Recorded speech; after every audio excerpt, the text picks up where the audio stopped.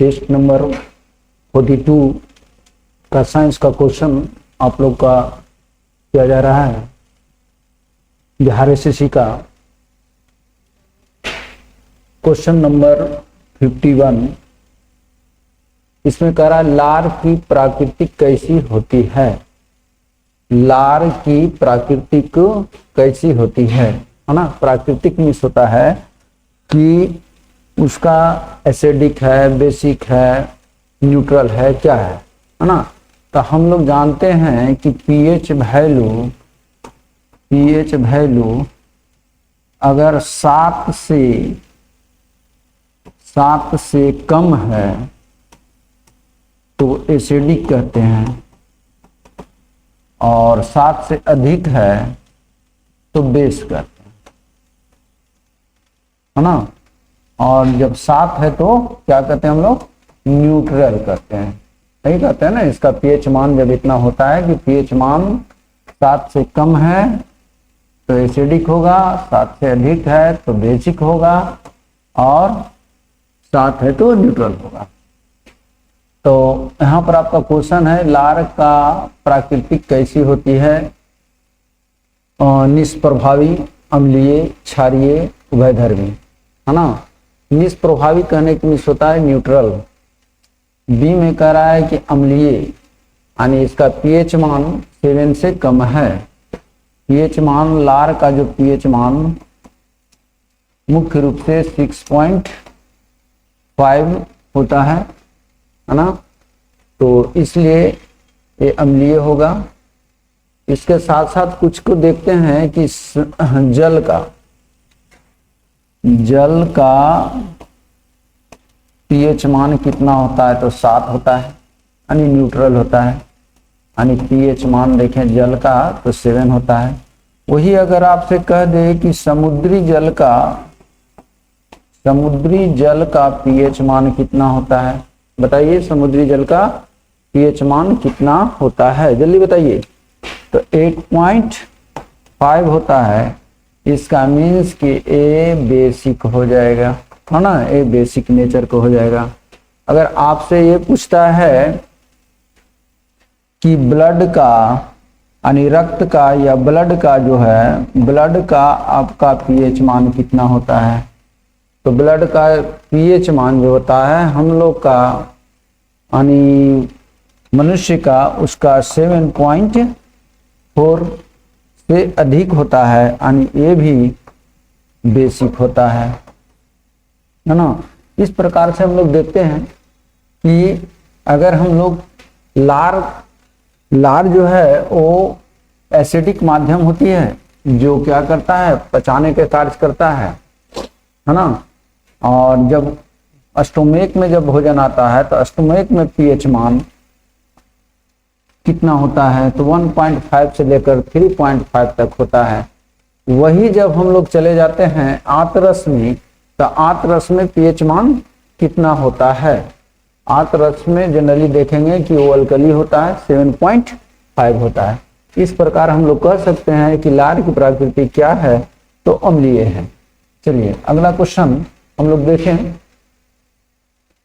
अगला question, lysosome की खोज किसने किया। लाइसोसोम की खोज किसने किया। लाइसोसोम को आत्महत्या की थैली कहा जाता है ना। रॉबर्ट ब्राउन इसका चॉइस है, रॉबर्ट ब्राउन, डी डुवे, वाल्डेयर और टी बोबरी, है ना। तो सबसे पहला कि रॉबर्ट ब्राउन क्या क्या था, तो केंद्रक का खोज किया था, यानी केंद्रक का खोज किया था, है ना। डी डुवे जो है लाइसोसोम का खोज किया। लाइसोसोम का खोज किसने किया, डी डुवे ने किया। वाल्डेयर क्या किया था, तो क्रोमोजोम का, इसका क्या है, क्रोमोजोम का खोज किया है ना। और टी बोबरी क्या किया था, तो इन्होंने सेल डिवीजन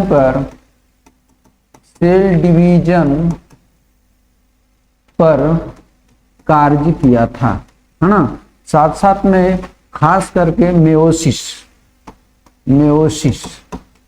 पर कार्य किया था।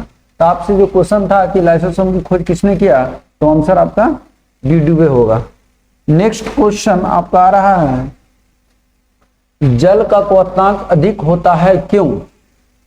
जल का क्वथनांक अधिक होता है क्यों, है ना? इसका एक है कि इसके अणु हाइड्रोजन अबंध से बंधे होते हैं, यह एक मिश्रण है, यह एक द्रव्य है, यह O2 एवं H2 का मिश्रण है। देखिए सबसे पहला बात है कि आपका जो यह एक मिश्रण है दे दिया, उसके बाद क्या क्या है, यह एक द्रव्य, द्रव्य तो है, बहुत सारे द्रव्य हैं, लेकिन सबका क्वथनांक सबका क्वथनांक अधिक नहीं होता है। क्यों नहीं होता है? कि द्रव्य रहने से नहीं होगा, क्योंकि इसमें हाइड्रोजन बंध बनता है। हाइड्रोजन बंध बनने के कारण इसकी क्वथनांक अधिक हो जाता है। हाइड्रोजन बंध जो बनता है, हाइड्रोजन बॉन्ड कहाँ कहाँ बनता है? तो दो मोस्ट इलेक्ट्रोनेगेटिव एटम के बीच सस्पेंडेड हाइड्रोजन होनी चाहिए, है ना, तभी बनता है। ये किसके किसके बीच बनता है? तो ऑक्सीजन, नाइट्रोजन, क्लोरीन, फ्लोरीन इत्यादि, है ना, क्योंकि ये मोस्ट इलेक्ट्रोनेगेटिव एटम है। ये नेगेटिव एटम के बीच में अगर सस्पेंडेड हाइड्रोजन है तो वहां पर हाइड्रोजन बॉन्ड बनेगा। तो जल जो है, जल में H2O होता है तो ऑक्सीजन के साथ यानी हाइड्रोजन बॉन्ड का निर्माण हो जाता है। जैसे हम लोग इस चित्र से देखेंगे कि हाइड्रोजन जल है ना, और जल का A सूत्र है आपका, और एक जल देखिए ये दूसरे से पार्शली नेगेटिव होगा तो पार्शली पॉजिटिव होगा, तो इससे देखिए यहाँ से एक पार्शली बॉन्ड बन जाती है। इस बॉन्ड को हम लोग हाइड्रोजन बॉन्ड कहते हैं। कौन सा बॉन्ड कहते हैं? हाइड्रोजन बॉन्ड कहते हैं। और इसी बॉन्ड के कारण अधिक होता है। क्या अधिक होता है? तो क्वथनांक अधिक होता है। चलिए अगला क्वेश्चन आइए आप, जल की अस्थाई, यहां पर देखिएगा अस्थाई कह दिया, अस्थाई, अस्थाई और एक है अस्थाई, है ना। तो अस्थाई कह दिया है, तो अस्थाई में देखिएगा कि कैल्शियम और मैग्नीशियम क्लोराइड, कैल्शियम और मैग्नीशियम नाइट्रेट, कैल्शियम और मैग्नीशियम बाइकार्बोनेट।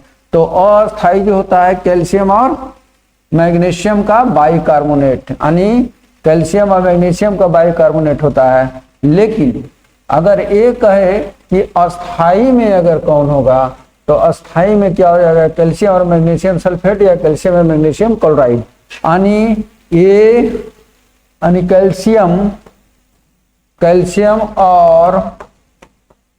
और मैग्नीशियम, कैल्शियम और मैग्नीशियम के क्लोराइड होगा, क्लोराइड और सल्फाइड दोनों होगा। यानी इसका जो चॉइस होगा, अस्थाई अगर रहता क्वेश्चन यहाँ पे अस्थाई होता तो आंसर ए और डी हो जाता। लेकिन आपका दे दिया कि जल की अस्थाई कठोरता, तो अस्थाई के आंसर क्या होगा? सी होगा। चलिए नेक्स्ट क्वेश्चन, निम्नलिखित में से कौन सा एक तत्व है? Sodium chloride. सोडियम क्लोराइड नमक को कहते हैं, यह क्या है? यौगिक है। पारा Hg, है ना, यह एक क्या है? तत्व है। चीनी, चीनी क्या है? एक यौगिक है। इसका सूत्र होता है, आ रहे थे 2 मिनट, इसका जो सूत्र होता है चीनी का C12O11H22, है ना।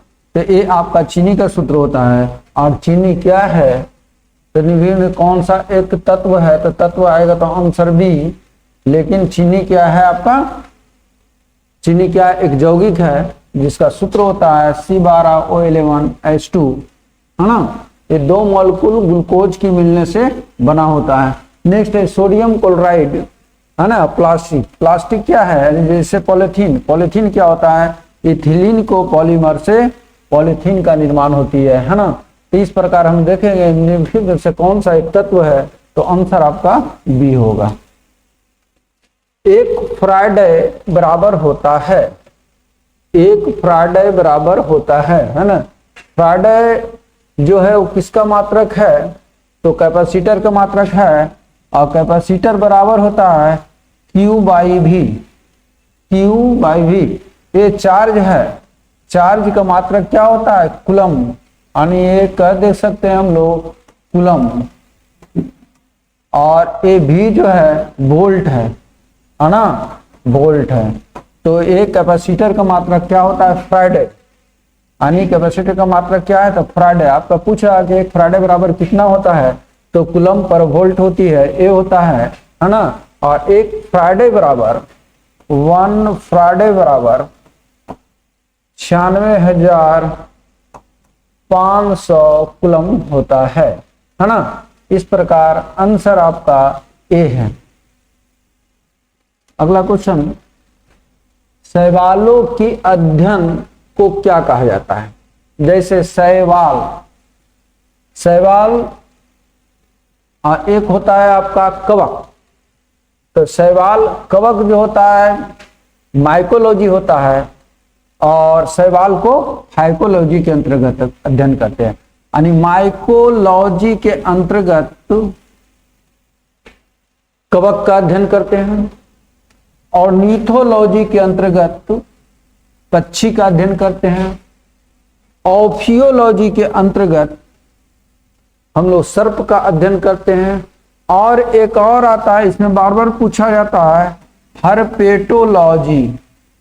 हर्पेटोलॉजी के अंतर्गत किसका अध्ययन करते हैं, तो हर्पेटोलॉजी के अंतर्गत जो होता है वो आपका सर्प का यानी होता है, और साथ साथ में आपका उभयचर प्राणी, उभयचर प्राणी का अध्ययन करते हैं। किसका अध्ययन करते हैं, उभयचर प्राणी। जैसे आपका फ्रॉग हो गया है ना, मेढक हो गया, ये सब का अध्ययन करते हैं। यानी साथ साथ हर्पेटोलॉजी उभयचर, या कहेंगे उसको रेप्टाइल्स, है ना, डायरेक्ट उसको रेप्टाइल्स भी हम लोग कह सकते हैं कि रेप्टाइल्स का भी अध्ययन करते हैं। हर्पेटोलॉजी में सर्प और रेप्टाइल्स का अध्ययन करते हैं। लेकिन आपका वो क्वेश्चन नहीं, क्वेश्चन कर दिया कि शैवाल का अध्ययन किसको करते हैं, तो आपका आंसर होगा फाइकोलॉजी। चलिए अगला क्वेश्चन, किससे परमाणु का निर्माण होता है। तो किसी भी परमाणु छोटे छोटे कण से बने होते हैं, जिसे मुख्य रूप से इलेक्ट्रॉन, न्यूट्रॉन और प्रोटॉन होते हैं, है ना। और लेकिन यह स्वतंत्र अवस्था में नहीं रह पाता है। अणु जो होता है स्वतंत्र अवस्था में होता है, तो आंसर इसका डी होगा। नेक्स्ट क्वेश्चन, कौन सी विटामिन संश्लेषण कोशिकाओं द्वारा होता है। विटामिन डी, विटामिन के, ए बी दोनों, विटामिन ए, है ना। तो मुख्य रूप से कौन सा विटामिन का संश्लेषण कोशिकाओं द्वारा होता है, तो हम लोग विटामिन ए और डी यानी आंसर सी कर लेंगे। नेक्स्ट क्वेश्चन, जल का हिमांक फ्रीजिंग पॉइंट होता है। तो जल 0 डिग्री सी पर जमता भी है, और 0 डिग्री सी पर पानी भी होता है, 0 डिग्री सी पर बर्फ भी होता है, इसलिए आंसर आपका बी होगा। नेक्स्ट क्वेश्चन, 15 ग्राम पानी को 60 कैलोरी उष्मा देने पर उसका ताप कितना होगा। 15 ग्राम पानी को 60 कैलोरी उष्मा देने पर उसका तापमान कितना बढ़ेगा, है ना, कितना बढ़ेगा। तो H बराबर होता है MST, है ना। इसलिए हम लोग जानते हैं कितना है, 15 ग्राम दे दिया है, इसलिए टेम्परेचर पूछ रहा है, तो T बराबर क्या होगा आपका, T बराबर होगा, T बराबर H बराबर MST, इसलिए T बराबर H बाई MS, है ना, MS। तो यहां पर कह रहा है कि कितना उसका ताप कितना बढ़ेगा, यानी उष्मा कितना बढ़ेगा। तो ये कितना है, 15 ग्राम पानी को 60 ग्राम कैलोरी उष्मा देते हैं, तो उष्मा दे दिया कितना 60, M कितना है 15 ग्राम है, स्पेसिफिक हीट पानी कितना होता है 1 होता है, इसलिए क्या होगा 15 चौक 60, यानी 4 डिग्री सी बढ़ेगा, यानी आंसर डी होगा। नेक्स्ट पॉइंट, हृदय के सिकुड़ने को क्या कहा जाता है? यानी आप हृदय के देखिएगा तो मनुष्य का हृदय थोरेसिक कैविटी में उपस्थित होती है, इसकी संख्या 1 होता है और ये 4 कक्षों में बटे होते हैं। ऊपर वाले को अलिंद कहते हैं, नीचे वाले को निलय कहते हैं। और अलिंद और निलय यहाँ पर कह दिया है कि हृदय के सिकुड़न के कारण, जब हृदय सिकुड़ता है तो उसके सिस्टोलिक कहते हैं, और जब वो फैलता है तो उसे डायस्टोलिक कहते हैं। तो आपका हृदय के बारे में क्या किया? सिकुड़ने के बारे में कहा, इसलिए आंसर क्या होगा? सिस्टोल होगा। नेक्स्ट है आपका, सही कथन को चुनिए। सही कथन को चुनिए, कह रहा प्रकाश की अपेक्षा ध्वनि की तीव्रता गति से गमन करती है। प्रकाश की अपेक्षा ध्वनि की तीव्र गति से गमन करती है, यानी प्रकाश की अपेक्षा ध्वनि तीव्र गति से गमन करता है। एक कथन 100% गलत है, यानी प्रकाश की चाल ध्वनि की चाल से अधिक होती है, इसलिए कथन गलत है। दूसरा कह दिया कि ध्वनि वायु की अपेक्षा पानी में कम गति से गमन करता है, ये भी गलत बात है, क्योंकि ध्वनि जो है पानी में वायु की अपेक्षा अधिक गति से गमन करता है ना, तो इसलिए ये भी गलत है। नेक्स्ट, ध्वनि निर्वात में गमन नहीं करता है, ये सही है ना। तो आंसर आपका सी होगा 63 का 64। लार किसके पाचन में सहायक होता है? तो सबसे पहले माउथ में देखेंगे, यानी माउथ में यानी मुख में जो हम लोग देखेंगे, मुख में जो पाचन होता है वो किसका होता है? तो कार्बोहाइड्रेट का। किसका होता है? कार्बोहाइड्रेट का होता है। कार्बोहाइड्रेट स्टार्च, स्टार्च क्या है? तो एक कार्बोहाइड्रेट है। सेलुलोज क्या है? सेलुलोज ये भी कार्बोहाइड्रेट है, और ये सभी पॉलीमर होता है किसका? तो ग्लूकोज का, है ना। तो स्टार्च क्या है? तो किसके बने होते हैं? तो ग्लूकोज का बने होते हैं। और ग्लूकोज जब स्टार्च को तोड़ने के लिए यानी लार ग्रंथि से लार स्रावित होती है, और जिसमें लाइसोजाइम नामक एंजाइम होता है जो स्टार्च को ग्लूकोज में कन्वर्ट करता है। इस प्रकार लार किसके पाचन में मदद करता है? तो स्टार्च का। मुंह माउथ में जो पाचन होती है मुख्य रूप से स्टार्च का ही होता है, दूसरे का स्टार्च नहीं होता है ना। वसा का पाचन मुख्य रूप से कहाँ होता है? तो स्मॉल इंटेस्टाइन में होती है, ठीक है। विटामिन से कोई ऊर्जा प्राप्त नहीं होता है ना। प्रोटीन को क्या कहा गया है? Body builder. प्रोटीन किसी भी कोशिका के निर्माण में प्रोटीन की अहम भूमिका होती है, इसलिए इसे बॉडी बिल्डर के नाम से जाना जाता है। अगला क्वेश्चन, उबलते पानी की अपेक्षा भाप से अधिक जलन होने का कारण है? उबलते पानी की अपेक्षा भाप का तापमान अधिक होता है। उबलते पानी की अपेक्षा भाप का तापमान अधिक होता है। नेक्स्ट क्वेश्चन चॉइस है, भाप का वाष्प की अवस्था में होती है, भाप अधिक दबाव डालता है, भाप की गुप्त ऊष्मा यानी लेटेंट हीट अधिक होता है। यानी पानी के उबलने की अपेक्षा भाप का लेटेंट हीट अधिक होता है, जिसके कारण जलन ज्यादा देता है। निम्नलिखित में से कौन सी ध्वनि हम नहीं सुन सकते हैं? तो हम लोग सुनने का रेंज जो होता है 20 हर्ज से कितना सुनते हैं हम लोग? 20,000 हर्ज तक सुनते हैं। ऑडिबल रेंज है, यानी सुनने का जो हम लोग का कानों का रेंज है 20 हर्ज से 20,000। यहाँ पर आपको चॉइस दे दिया 25 हर्ज सुन ही सकते हैं, 200 हर्ज सुन सकते हैं, लेकिन 25,000 हर्ज नहीं सुन सकते हैं। तो आंसर क्या हो जाएगा? सी हो जाएगा।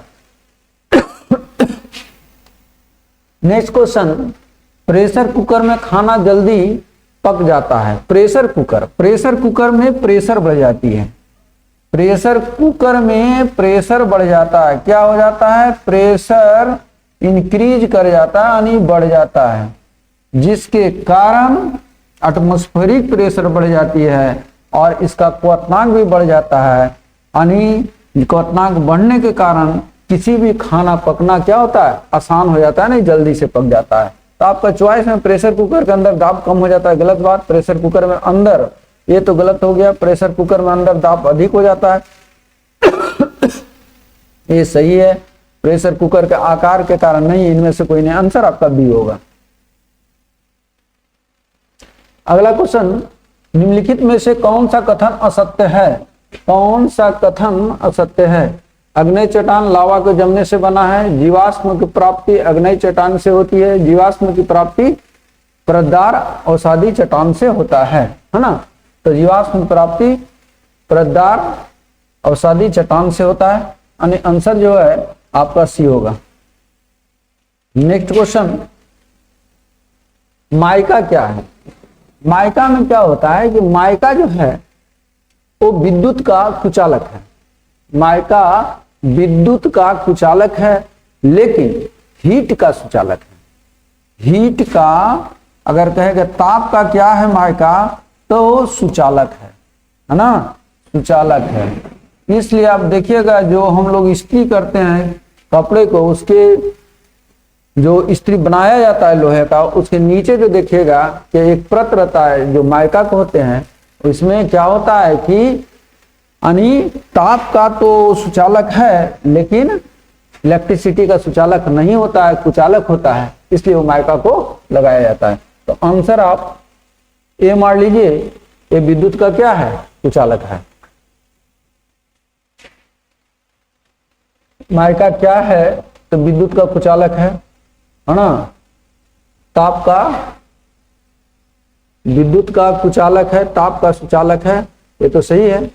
ताप का कुचालक है, गलत बात, विद्युत का सुचालक है, ये गलत बात है। ताप का कुचालक है, ये भी गलत बात है।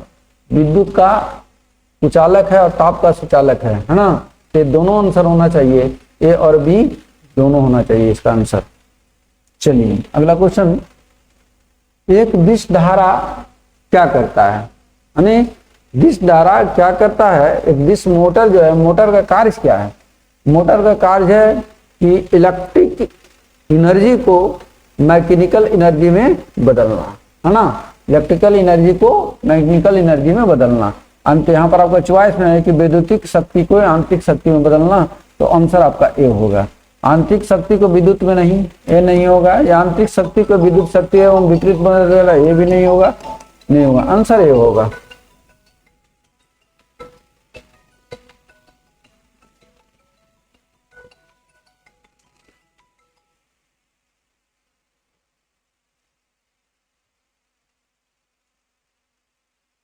चलिए अगला क्वेश्चन, एक विद्युत धारा हो गया। नेक्स्ट क्वेश्चन आपका, वायु के सापेक्ष कांच पानी के अपवर्तनांक क्रमशः 3/2 और 4/2 है, तो पानी का सापेक्ष कांच का अपवर्तनांक क्या होगा? पानी के सापेक्ष कांच का अपवर्तनांक क्या होगा, है ना? तो हम लोग इसको देखते हैं कि आपका दिया है कि वायु के सापेक्ष पानी का अपवर्तनांक, पानी का अपवर्तनांक, है ना? तो यहाँ पर क्या कहते हैं, वायु के सापेक्ष कांच एवं पानी का अपवर्तनांक इतना इतना दे दिया है, ठीक है? तो पानी के सापेक्ष कांच का अपवर्तनांक कितना होगा? तो पानी के सापेक्ष देना है, तो पानी का वाटर और एक ग्लास, है ना? तो यहाँ पर हम लोग देखते हैं कि वाटर का कितना है आपका अपवर्तनांक। पहला दिया है कांच, उसके बाद पानी, वाटर के दिया है 4/3 और आपका पानी के दिया है 3/2, है ना? तो ऊपर चला जाएगा तो कितना हो जाएगा 8/9, 8/9, 8/9 होगा, है ना?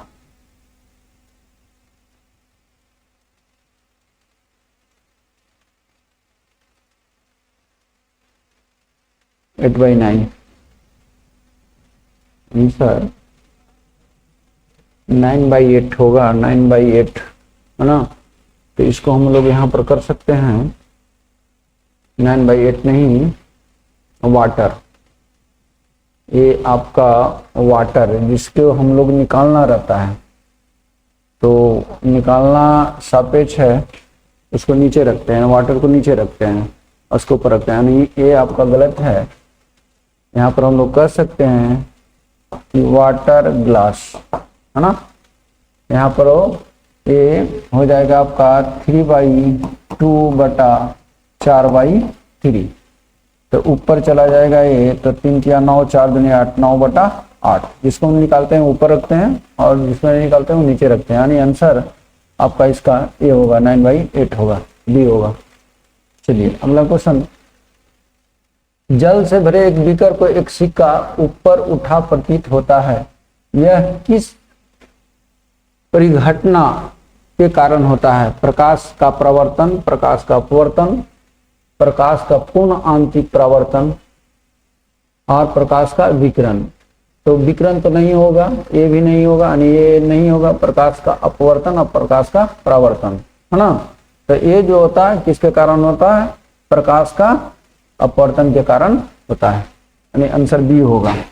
अगला क्वेश्चन, साबुन को जल में घोलने से जल का पृष्ठ तनाव, साबुन को जल में घोलने पर जल का पृष्ठ तनाव घट जाएगा, बढ़ जाएगा, अपवर्तित रहेगा, उपयुक्त सभी, यानी घट जाएगा।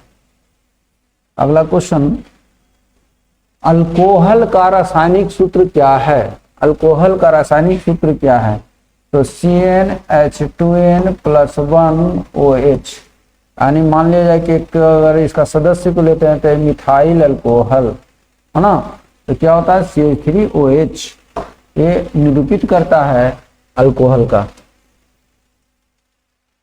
ठीक है। अगला जो है आपका 75 में, अल्कोहल का रासायनिक सूत्र क्या होता है? तो रासायनिक सूत्र ये है। गुड मॉर्निंग बच्चों, ये आप लोगों का 142 नंबर जो बिहार हिस्ट्री का सेट हुआ था उसका मैथ्स का हम लोग अभी डिस्कशन करेंगे। तो देखिए ये स्टार्ट होता है सवाल 76 नंबर से, जिसमें आपका सबसे पहला प्रश्न जो है वो क्षेत्रमिति से संबंधित है, लेकिन इसमें किसका यूज हो रहा है? प्रतिशत का। तो क्या कहा जा रहा है ये देखिए पहले, कि एक आयत की भुजा का माप लेते समय उसकी एक भुजा 5% अधिक माप ली जाती है और दूसरी भुजा जो है वो 2% कम माप ली जाती है। तो उसका क्षेत्रफल मापने में त्रुटि प्रतिशत क्या होगा? हम निकाल सकते हैं यहां कि क्षेत्रफल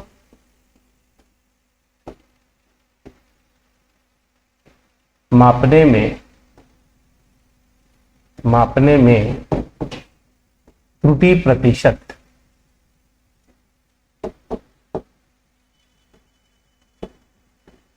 बराबर, लोग क्या लगा लें इसमें, ए भी फॉर्मूला लगा लें। ये 5% अधिक है तो +5 लेंगे आप, और ये 2% कम है तो हम लोग -2 लेंगे, और प्लस माइनस माइनस हो जाएगा, और 5 में 2 और बटा में 100। अब आप देखेंगे क्या आ रहा है, 5 में 2 गया तो 3, और ये हो जाएगा 10/100 यानी 0.1, और घटा करके आएगा 2.9, और ये किसमें होगा? प्रतिशत। क्योंकि यहाँ पे पॉजिटिव साइन है तो हम देख पा रहे हैं कि क्षेत्रफल में वृद्धि हो जाएगा, लेकिन यहाँ आपको ना पूछा गया है वृद्धि ना कमी, केवल त्रुटि पूछी गई है। तो हम क्या कहेंगे, जो त्रुटि होगा वो 2.9 होगा।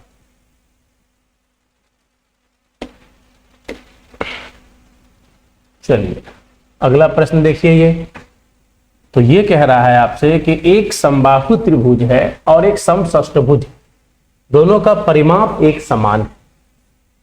यहां देखिए, एक है समबाहु और एक है आपका समषष्ठभुज।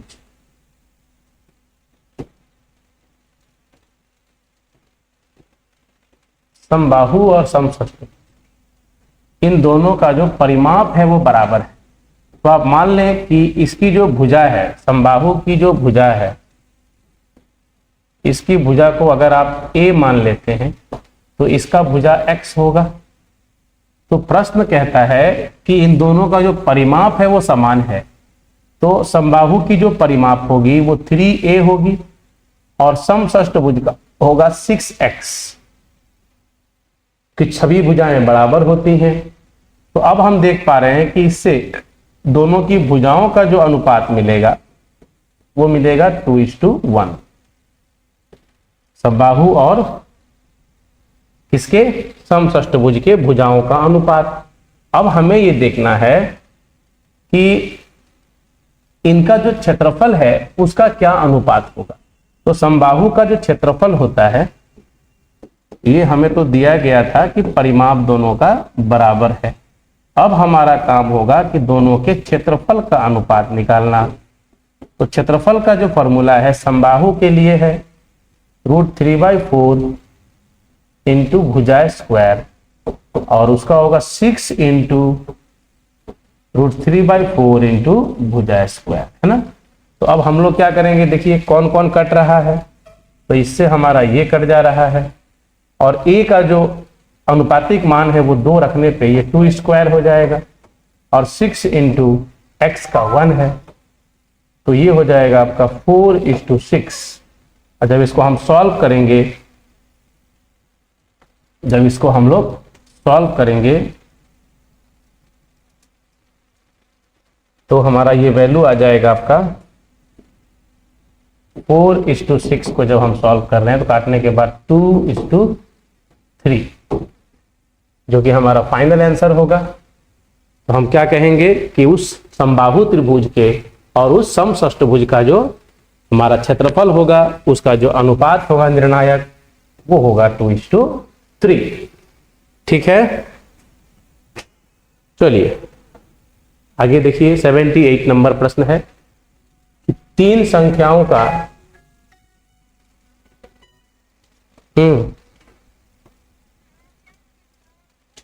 ठीक हाँ क्लास में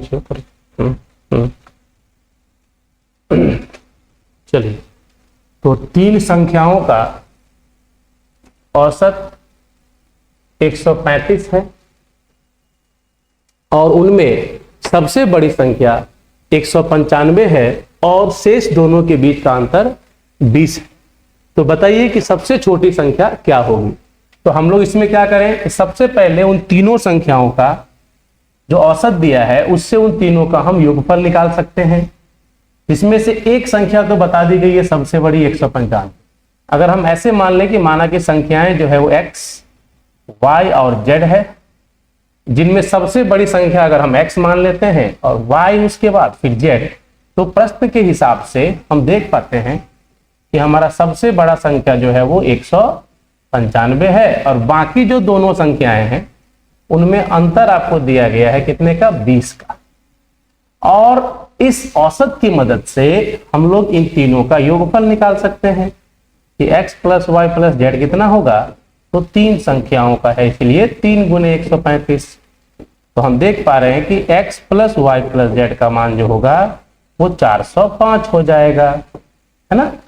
अब हम क्या करें कि हमारा जो x का मान है 195 अगर इसमें रख देते हैं तो y + z का जो मान है वो 405 - 195 हो जाएगा, जो कितना आने वाला है, 5 में 5 गया तो 0, 10 में 9 गया तो 1 और 3 में 1 गया तो 2, 210। तो आपको अब देख पा रहे हैं कि एक रिलेशन हमारे पास था y - z = 20 और दूसरा हमारे पास आ गया y + z = 210। अब इन दोनों की मदद से हम क्या कर सकते हैं, आसानी से z का मान या y का मान निकाल सकते हैं। अब हमसे पूछा क्या गया है, सबसे छोटी संख्या, तो वह कौन है, हमारा z है। तो z निकालने के लिए दोनों का अंतर करें हम लोग, y + z में इसको घटा देंगे तो मिलेगा आपको 2z बराबर, इससे इसको घटा रहे हैं तो 210 - 20, तो z का मान हो जाएगा 190/2 अर्थात 95। ठीक है, तो ये हो गया हमारा z का मान अर्थात सबसे छोटी संख्या। चलें हम लोग नेक्स्ट प्रश्न की तरफ। अब ये है एक प्रॉफिट एंड लॉस का बहुत ही कॉमन क्वेश्चन। अब इसमें कह रहा है कि यदि मैं 100 रुपए में 11 पुस्तकें खरीदता हूं और 10 पुस्तकें 110 में बेच देता हूं, तो बताइए कि मेरे को प्रत्येक किताब पर कितने प्रतिशत का लाभ होगा। अर्थात वो चाहता है कि उसे प्रतिशत प्रॉफिट जो होगा हर किताब पे कितने का होगा। तो एक किताब का सीपी कैसे होगा, तो टोटल में हम लोग एक किताब की संख्या से भाग दें, और दूसरे किताब में जब दूसरे केस में जो विक्रय मूल्य होगा वो कितना होगा, तो 110/10। अब जब हम इसको सॉल्व करते हैं तो एक जीरो से जीरो को हम भेजेंगे घर, तो ये हमें मिल जाएगा 100 से 11 गुना 11 121, जो हमें ऑटोमेटिकली आंसर दे रहा है कि देखिए अगर आप 100 में खरीदे हैं तो 121 में बिक रहा है, अर्थात जो प्रतिशत लाभ है वो कितना हो जाएगा, कहेंगे 21%। जो हमारा प्रतिशत लाभ है वो 21% होगा। सही है। चलिए अगले प्रश्न की तरफ बढ़ते हैं कि ए और बी की मासिक आय का अनुपात दिया गया है 9:8। ध्यान से देखेंगे, ए और बी इन दोनों का जो मासिक आय है इसका रेशियो आपको दे दिया गया है 9:8, और उनके खर्च का जो अनुपात है वो भी आपको दे दिया गया है। उनका खर्च जो है उसका रेशियो है 8:7। अब कहता है कि यदि उनमें से प्रत्येक की बचत अगर 500 है तो एक की मासिक आय क्या होगी। तो जैसा हम सभी जानते हैं कि जो बचत होता है वह क्या होता है, तो कहते हैं आय माइनस खर्च।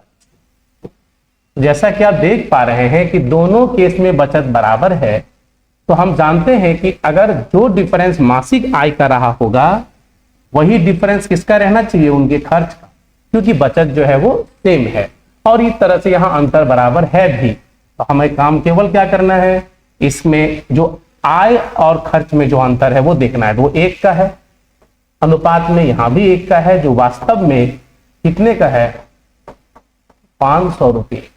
अर्थात हम इस अनुपात की मदद से, इस रिलेशन की मदद से ए की मासिक आय अर्थात बी की मासिक आय सब कुछ निकाल सकते हैं। तो ए का जो मासिक आय होगा वो हो जाएगा 9 गुने 500 अर्थात 4500। ठीक, तो हम देख पा रहे हैं कि ए की जो मासिक आय निकली वो कितनी निकली, वो 4500। इस तरह से हम लोग सवालों को आसानी से हल कर सकते हैं। अब ये प्रश्न एक बहुत ही आसान सा प्रश्न है, जहां पे अंश और हर दोनों में प्रत्येक पद का जो डिग्री है वो समान है, तो हम डायरेक्टली x और y का मान जो अनुपातिक मान है वो डायरेक्ट रख सकते हैं। तो 5x की जगह पे 3 रख दीजिए और y की जगह पे 4 रख दीजिए, फिर 7 × 3 और प्लस 2 × 4। ऐसा करने पे 5×3 = 15 और -8 डिवाइडेड बाय 7×3 = 21 प्लस 8, ये आ जाएगा आपका 7/29। ये हमको मिल गया इसका अनुपातिक मान। अब यहां है कि 10% वार्षिक ब्याज की दर से एक निश्चित समय के बाद एक निश्चित मूलधन और साधारण ब्याज का अनुपात, यानी पहले आपको मूलधन दिया गया है और फिर उस पे जो ब्याज होता है एक समय के बाद, पता नहीं कितने समय के बाद, वह रेशियो दिया गया है 10:3 का।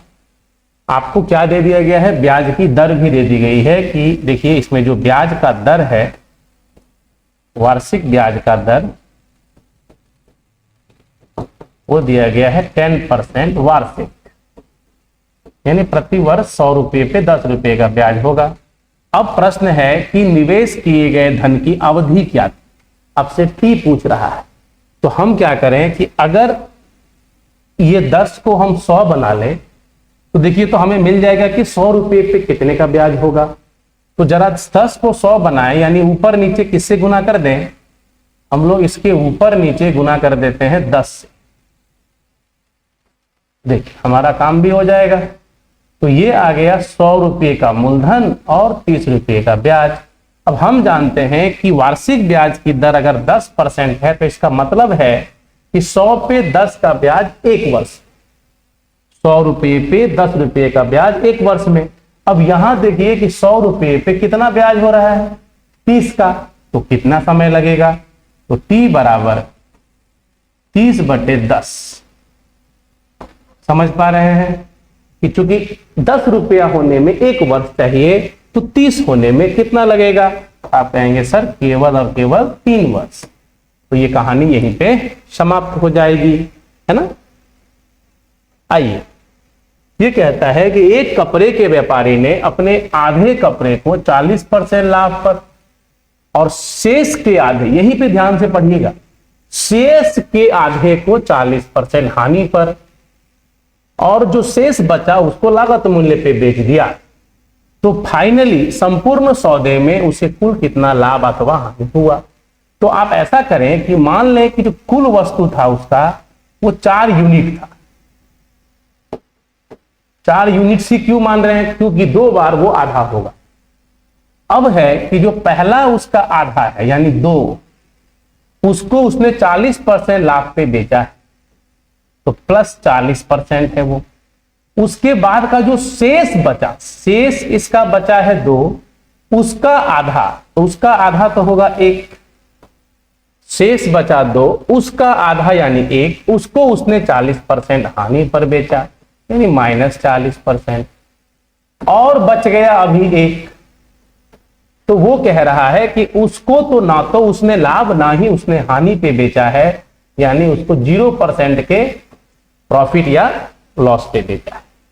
फाइनली उसने कितने वस्तुओं को बेचा है, 4 को। तो क्या होगा देखिए, तो 40 दूने 80 - 40 और बटे में 4। तो आप देख पा रहे हैं कि 40/4 अर्थात 10%, वो भी पॉजिटिव में आया है, तो क्या कहेंगे, लाभ। यानी क्या हुआ उन्हें, तो कहेंगे कि उन व्यक्ति को, जो व्यापारी हैं, वो कितना प्रॉफिट लेंगे, वो कहेंगे 10% का लाभ लेंगे। यहां पे केवल ध्यान से देखिएगा, आधा यानी 2, फिर शेष का आधा यानी हमारा शेष तो 2 है, इस शेष का आधा, इसको 2 भाग में बांटा गया है, 1 और 1। कहता है एक परीक्षा में 1100 लड़कों और 900 लड़कियों ने भाग लिया, उनमें 50% लड़के और 40% लड़कियां परीक्षा में उत्तीर्ण हो गई, तो अनुत्तीर्ण परीक्षार्थियों का प्रतिशत क्या होगा। आइए हम एक ही बार में निकालेंगे। अनुत्तीर्ण परीक्षार्थियों का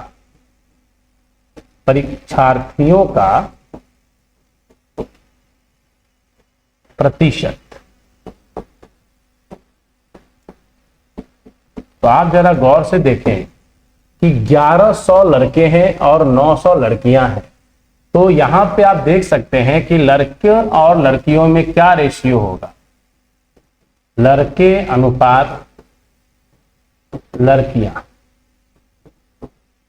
इसका अनुपात हो जाएगा 11:9।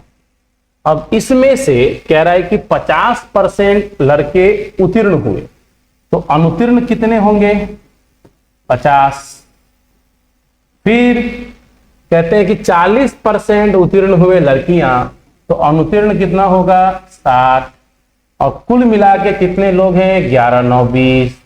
और यही आपका अभिष्ट रिक्वायर्ड यानी निर्णायक क्या होगा, प्रतिशत होगा, किनका, अनुत्तीर्ण परीक्षार्थियों का। तो 11 × 5 = 55, 550 प्लस 9 × 6 = 54, 540 बटे 20। तो हम लोग इसको जब जोड़ते हैं तो 5 × 4 = 9 और 5 × 5 = 10। 1 0 से 0 कटेगा, 54.5 इतना प्रतिशत हो जाएगा इसका आंसर। कि जो हमारे बच्चे हैं जो क्या हुए हैं, उत्तीर्ण हुए हैं, जो उनका तो हम नहीं निकाल रहे हैं, हम लोग किसका निकाले हैं, तो कितने बच्चे जो हैं वो अनुत्तीर्ण हुए हैं ये हम लोगों ने देख लिया। और वो कितना प्रतिशत मिला आप लोगों को, तो अनुत्तीर्ण बच्चों का प्रतिशत आ गया आपका 54.5। चलिए आगे बढ़ते हैं। अब ये प्रश्न है कि कपड़े का मूल्य 25% कम कर देने पर उसकी बिक्री की मात्रा 20% की वृद्धि हो गई, तो दुकान के सकल प्राप्ति पर क्या प्रभाव पड़ेगा। तो सकल प्राप्ति पर प्रभाव, ये भी फॉर्मूला बुला देंगे उसको, सकल प्राप्ति पर प्रभाव। तो 20% की वृद्धि है और मूल्य में 25% का कमी है। तो पहले हम मूल्य ही लिखें, मूल्य में 25 की कमी और इधर 20 का वृद्धि, प्लस माइनस माइनस 25 गुने 20/100, ये आ जाएगा आपका -5 और 25 गुने 50 फिर -5, यानी क्या आ रहा है, ये -10%। में क्या कहेंगे हम लोग, जो माइनस साइन है क्या कहेगा, कमी, ह्रास, यानी 10% का क्या हो जाएगा, कमी हो जाएगा। आइए अब इस व्यंजक के मात्रकों का अंक क्या होगा ये पूछ रहा है, मतलब सबको जोड़ने के बाद जो इकाई अंक होगा वो क्या होगा। तो जरा देखिए, तो 25 का पावर 6, 2, 5, 1, 36 का पावर 528 और प्लस 73 का पावर 54। तो हम क्या करेंगे, सबसे पहले इन्हें धीरे धीरे रेड्यूस करेंगे। तो सबसे पहले क्या रेड्यूस होगा कि ये जो 5 है केवल इसको लिखेंगे हम लोग, 25 को ना लिख के, कि ये 5 के पावर 625 1 के इक्विवेलेंट होगा। यहां भी हम इसको छोटा कर सकते हैं डायरेक्ट, और यहां भी इसको हम क्या कह सकते हैं, 3 का पावर 14। लेकिन इतना करने के बावजूद हमारा काम आसान नहीं हुआ, तो अब जो रूल है उसका अप्लाई करेंगे कि पावर को कैसे कम करें। तो यहाँ तो 5 है तो ये आसान है, ये नो चेंज है, 5 का घात कुछ भी हो, जो संख्या मिलेगी उसका इकाई अंक हमेशा 5 ही होगा। वैसे ही 6 में कुछ भी हो तो इकाई अंक 6 ही होगा, लेकिन 3 में ऐसा नहीं है। 3 के पावर में पहले आप 4 से भाग देंगे, जब 4 से भाग देंगे तो शेषफल को नोट करेंगे जो आएगा 2, और वही शेषफल अब इस संख्या का घात हो जाएगा। ये आ गया 5 प्लस 6 और 3 3 9, जोड़ेंगे तो 6 5 11 9 20, यानी हमारा 20 जो आ रहा है। तो मात्रक का इकाई अंक जो होगा वो, जो मात्रक अंक है, मतलब व्यंजक के मात्रकों का अंक कितना है, कहने का मतलब है कि इकाई अंक कितना है, तो हम क्या कहेंगे, 0 हो जाएगा इसका इकाई अंक। अब इसको सरलीकृत करने के लिए कहा जा रहा है, इसमें बॉडमास का आप यूज करोगे, नहीं तो ये आपके साथ बदमाशी करेगा। अब क्या करें, सबसे पहले तो ब्रैकेट का काम करें ऊपर आप, तो 1/3 प्लस 1/4 और नीचे आ जाएगा आपका 5 दूना 10 और ये 5 से 2 दूना 4 और ये 2 से 5 बार।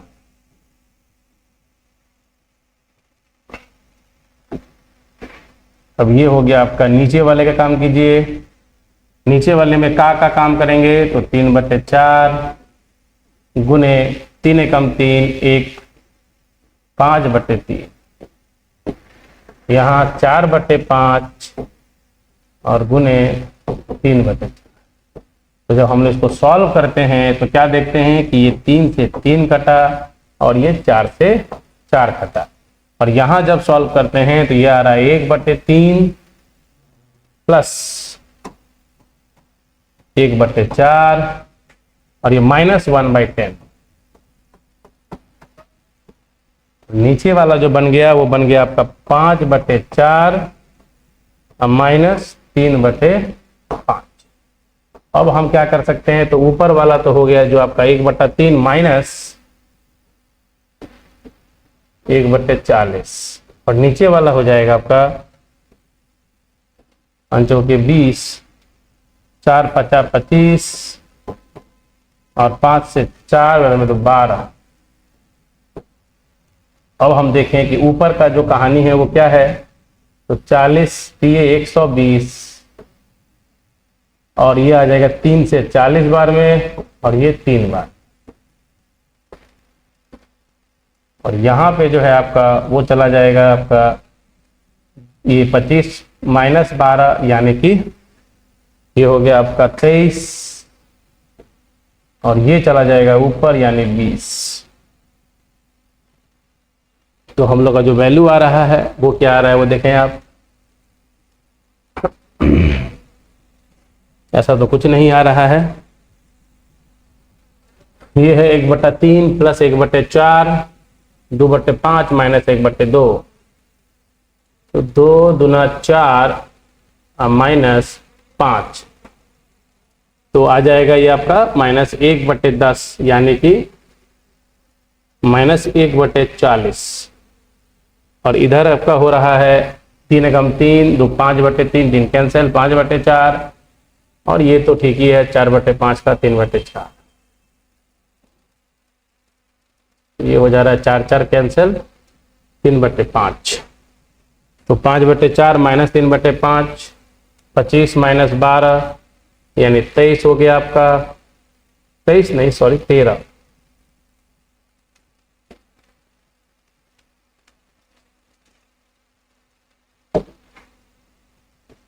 25 में से 12 गया तो 13। अब ये हम लोग आगे सॉल्व करें तो 20 छक्के 120 तो ये आपका आ जा रहा है 20 से 6 बार में तो 13 छक्के 78 अर्थात ये आ गया आपका 37/78 ये पहला वाला इसका आंसर हो गया। चलिए आगे बढ़िए।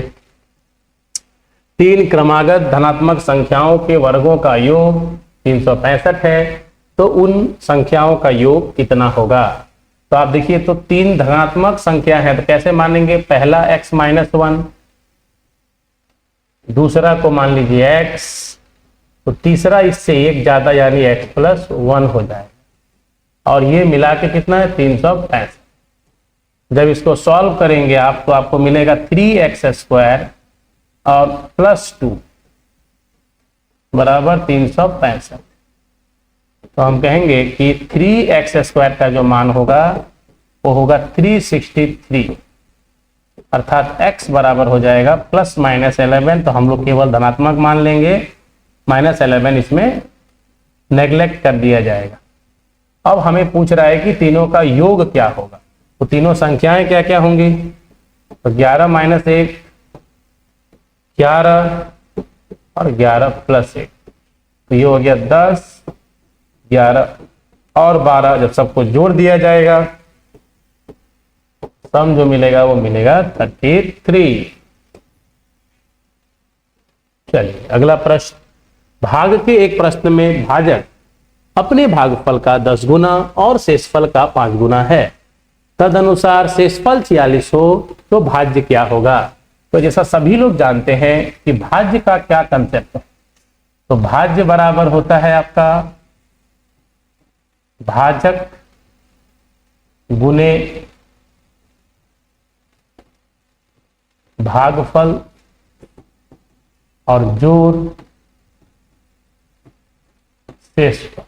अब जैसा कि प्रश्न में है कि भाजक अपने भागफल का 10 गुना है यानी ये रेशियो है 10:1 का और शेषफल का 5 गुना है ये रेशियो है 5:1 का किसके बीच भाजक और शेषफल के बीच। अब सवाल ये है कि शेषफल दिया गया है 46 ये आपको पता है कि 46 तो हम आसानी से ये निकाल सकते हैं ठीक है। तो अगर हम भाजक को यहां भी 10 कर लें तो चीजें अनुरूप हो जाएंगी तो हम क्या कर लेते हैं इसमें भी 2 से गुना कर देते हैं इसमें भी 2 से गुना कर देते हैं तो अब हम डायरेक्ट सभी का वैल्यू निकाल सकते हैं। तो हमारा जो भाज्य हो जाएगा वो क्या हो जाएगा देखिए भाज्य बराबर तो भाजक मेरा कितना होगा कि अगर 2 बराबर 46 के तो 10 क्या होगा। तो आप देख सकते हैं आप केवल क्या कर ले 1 बराबर 23 तो 10 बराबर आप पता कर लो कि चूंकि 2 अनुपात का मान जो है वो 46 है तो 1 बराबर में 23 होगा। तो भाजक 10 गुना है 230 भागफल तो 1 है यानी 23 ही होगा और शेषफल जो है आपका वो 46 है अब आप करेंगे 23 23 529 प्लस 46 छोड़ेंगे 6 9 4 13 2 1 3 5 तो 5336 यही आपका वैल्यू हो जाएगा। तो यहाँ पे केवल हमने क्या किया कि क्योंकि ये 10 था तो इसको भी 10 बना लिया और आसानी से उसके बाद हमने अनुपातों से ही कंपेयर कर लिया।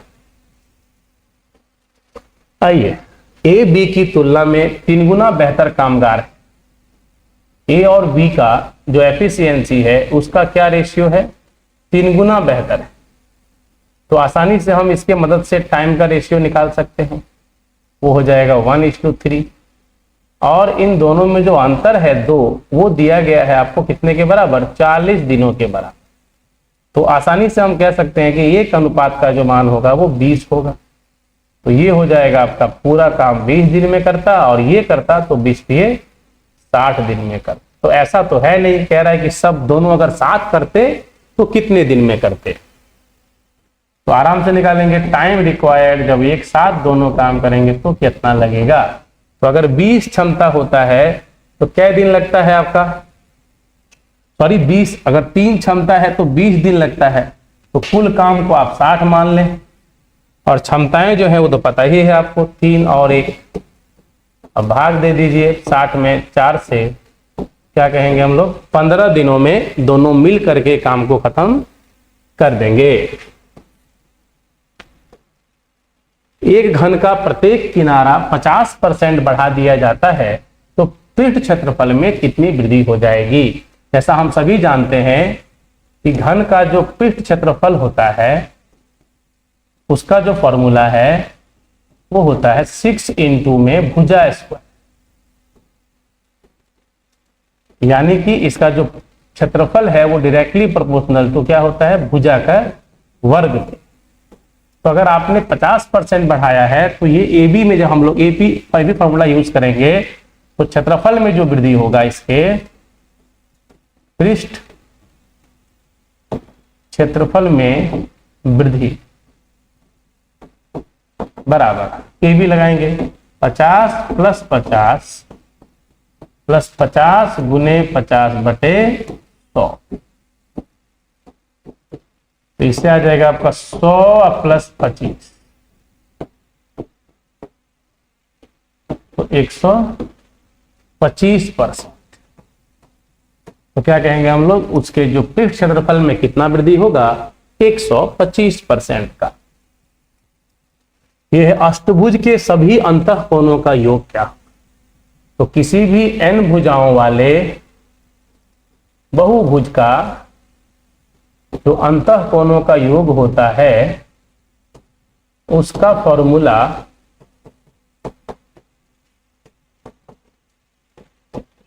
होता है n - 2 × 180। तो यहां पे तो अष्टभुज है, ये n भुजा के लिए n तो अष्टभुज है तो 8 ले लेंगे आप। और 18 का पहाड़ा तो सब जानते हैं, 18 × 6 = 108। तो यही हो जाएगा आपका अष्टभुज के अंतःकोणों का योगफल। कोई धन चक्रवृद्धि ब्याज पर एक निश्चित दर से 4 वर्षों में 2 गुना हो जाता है तो कितने वर्षों में 16 गुना हो जाएगा। तो 16 गुना होने का मतलब है कि 2 गुना कितनी बार, 4 बार होना। 16 को हम लिख सकते हैं 2 का पावर 4, यानी कि नंबर ऑफ साइकिल्स जो होंगे वो 4 होंगे। तो नंबर ऑफ साइकिल 4 होगा और एक जो साइकिल है वो 4 वर्षों का है, तो 4 साइकिल कितने का होगा, तो गुना 4 करिए, कहेंगे सर 16 सालों का। तो हम क्या कहेंगे, 16 वर्षों का।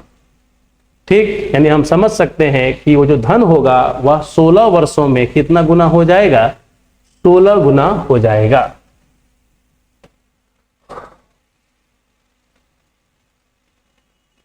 अब यहां है 25% का 25% क्या होगा।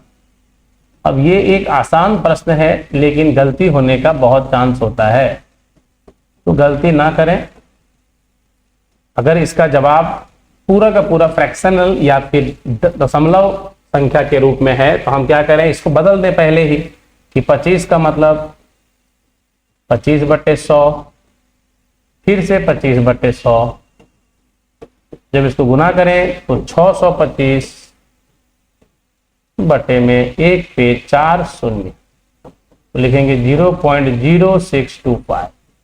लेकिन यही अगर आपका आंसर परसेंटेज में दिया जाए तो हम केवल क्या करेंगे, 25 का 25% निकालेंगे अगर, तो उसका जो आंसर आएगा वो आएगा 6.25%। ये भी इसका आंसर हो सकता है ना। मतलब इसी का आंसर यही इसके बराबर भी है कि 6.25% भी हो सकता है। ये आप देखिए स्क्वायर का पूछ रहा है तो आप या तो आप फॉर्मूला लगा लीजिए कि a² + 1/a² बराबर होता है a + 1/a का होल स्क्वायर -2। नहीं तो इसको दोनों तरफ वर्ग भी कर सकते हैं। अब इसका मान है 7 का स्क्वायर -1 कैंसिल 2, तो 49 में से 2 घटेगा तो आएगा 47। ये यदि कोई धन 3 वर्षों में 806 और 4 वर्षों में 858 हो जाता है तो ब्याज की दर ज्ञात करें। तो सबसे पहले आप देखिए क्या दिया हुआ है कि 3 वर्षों में क्या क्या होगा, इसमें P होगा, 3 वर्ष का ब्याज होगा, तब जाकर के ये होगा आपका 806 रुपया। और फिर दिया है 4 वर्षों में, इसमें भी मूलधन है, 4 वर्षों का ब्याज है और ये बनाया है 858। तो हम जब दोनों में डिफरेंस करेंगे तो हमें जो 1 साल का जो ब्याज है वो मिल जाएगा, क्योंकि ये 4 साल बाद है, ये 3 साल है। जो अंतर है वो केवल साधारण ब्याज का, तो इससे हमें मिलेगा ऐसा ही मिलेगा, वो भी 1 साल का। और कितना मिलेगा, 52। तो हमें क्या करना है, मूलधन निकालना है अगर, तभी हम रेट निकालेंगे। तो मूलधन निकालने के लिए हम क्या करें कि या तो ऊपर वाले में 806 में क्या करना होगा, 3 वर्षों का ब्याज यानी 52 गुने 3 घटाना होगा। तो 806 माइनस 156 जब घटाएंगे तो 6 में 6 गया तो 0, 10 में 5 गया तो 5, 7 में गया तो 6, 650 आएगा। अब हम आसानी से क्या निकाल सकते हैं, इसकी ब्याज की दर कि रेट बराबर में कितना ब्याज होता है 1 साल में, 52% का, किस पे, 650 पे, तो 100 पे क्या होगा, तो 13 चौका 52, 13 पचे 65, 50 से 2 बार में। और ये निर्णायक जो ब्याज की दर होगी वो कितनी हो जाएगी आपकी, 8%। अभी कहता है कि रीना की आयु और मीना की आयु के बीच का अनुपात 5:2 है। यदि 10 वर्ष के बाद, पहले तो हम देख लें वर्तमान का क्या हाल है कि वर्तमान में रीना जी और मीना जी का जो आयु का अनुपात है वो 5:2 है। और यही अनुपात 10 वर्षों के बाद प्लस 10 ईयर्स के बाद क्या हो जाता है, तो 2:1 का हो जाता है। तो 10 वर्ष पहले इन दोनों के बीच क्या अनुपात, जैसा कि हम जानते हैं कि हम क्या करेंगे, इसका अंतर को जो है बराबर करेंगे। तो यहाँ 1 का अंतर है और ऊपर 3 का, तो इसके डिफरेंस से इसमें गुना कर दें और इसके अंतर से इसमें, तो हमारा जो नया वाला जो रेशियो मिलेगा वो क्या मिलेगा, तो मिलेगा 5:2 और 3 दूना 6:3। अब शांति से हम देखें तो देखेंगे कि अंतर भी बराबर हो चुका है और ऐसा होने पे अनुपात में 1-1 की वृद्धि भी हो रही। और इसमें ये हमारी रीना दीदी है और ये मीना है। तो एक अनुपात कितने सालों में, 10 वर्षों में। तो उनमें अनुपात की वृद्धि जो हुई है वो 1 की, वो 10 वर्षों। तो हम समझ सकते हैं कि अगर ये पूछ रहा है कि 10 साल पहले, तो हम क्या करें कि 10 वर्ष का मतलब 1 अनुपात। तो अगर हम वर्तमान अनुपात में 1-1 घटा दें तो हमें क्या मिल जाएगा, 10 वर्ष पहले का अनुपात। खाली क्या करना है, इन अनुपातों में 1-1 घटा दीजिए। तो 4:1 हो जाएगा। बस यही हो गया उनका 10 वर्ष पहले का अनुपात। यानी कि हम वर्तमान के अनुपात के पदों में अगर एक एक घटा देते हैं तो हमें 10 वर्ष पहले का अनुपात मिल जाता है। क्यों?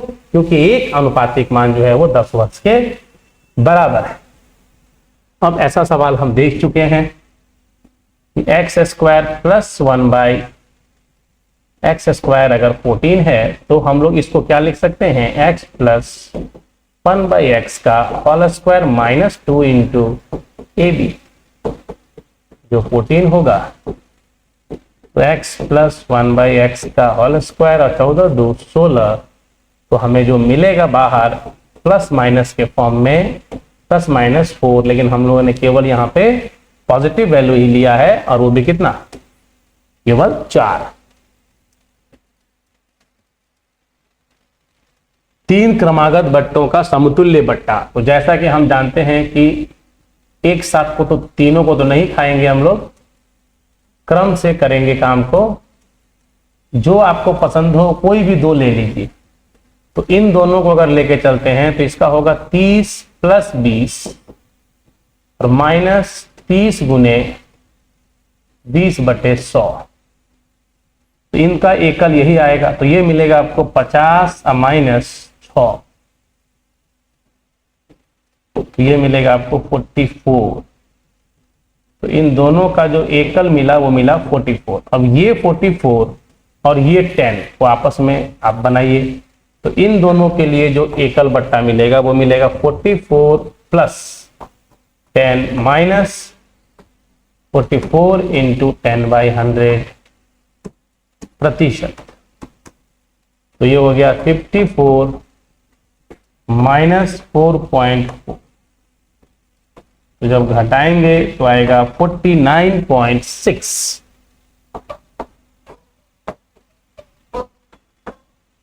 ये मिलेगा हमें इसका एकल छूट, है ना। कोई भी 2 आप ले सकते हैं। क्रमागत बट्टा जो होते हैं वो क्रम पे डिपेंड नहीं करते हैं। आप किसी 2 का पहले निकालिए और उसके बाद बाकी का एक साथ कंबाइन करके आप निकाल दें। अब ये है नीचे दी गई आकृति में OA एक त्रिज्या है जिसकी लंबाई 15 है। ये आपको दे दिया गया है 15 सेंटीमीटर तथा AB के ऊपर लंब है OC, इसका लंबाई दे दिया गया है 9 सेंटीमीटर और पूछ रहा है कि AB की लंबाई ज्ञात करें। जैसा हम सभी जानते हैं कि केंद्र से जीवा पे डाली गई जो लंब होती है वो जीवा को समद्विखंडित करती है। तो हम अगर AC को कह दें कि ये अगर x है तो हमारा BC भी x ही होगा। तो हम अगर AC निकाल पाते हैं तो आसानी से हम AB भी निकाल लेंगे। जैसा कि हम जान रहे हैं कि हमारा ट्रायंगल OCA एक समकोण त्रिभुज हुआ। तो समकोण त्रिभुज होने का मतलब है कि इसमें हम पाइथागोरस थ्योरम लगा सकते हैं। तो ट्रिपलेट के आधार से हम देखते हैं कि 9 15 है तो ये 12 जरूर होगा। यानी x का मान ऐसे हम निकालने जाएंगे तो होगा 15² माइनस 9² 225 माइनस 81 यानी 144 यानी 12। तो जैसे ही हमें x मिला यानी AC मिल गया, हम आसानी से AB निकाल लेंगे जो कि 2x के बराबर होगा यानी 2 गुने 12 होगा जो कितना हो जाएगा 24 सेंटीमीटर। तो आशा करते हैं कि ये समझ में आ गया। ये वृत्त के एक साधारण सा प्रमेय से था। तो आप सभी कमेंट करेंगे, जो भी परेशानियां होंगी वो कमेंट करें, लाइक करें पसंद आया तो, ठीक है। तो और चैनल को सब्सक्राइब करें आप लोग, और क्या कहें, धन्यवाद। चलिए ठीक है।